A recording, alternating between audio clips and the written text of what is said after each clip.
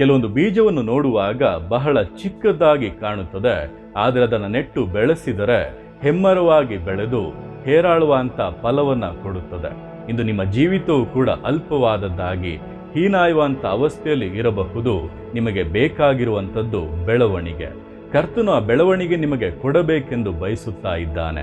ನೀವು ಆತನ ಕರಗಳಲ್ಲಿ ಸಮರ್ಪಿಸಿ ನಂಬಿಗಸ್ತರಾಗಿ ಜೀವಿಸಿದರೆ ಸಾಕು, ಆತ ನಿಶ್ಚಯವಾಗಿ ಬೆಳೆಸುತ್ತಾನೆ. ಹೇರಾಳುವಂತ ಫಲ ಕೊಡುವಂತ ಜೀವಿತವಾಗಿ ನಿಮ್ಮನ್ನು ಮಾರ್ಪಡಿಸುತ್ತಾನೆ.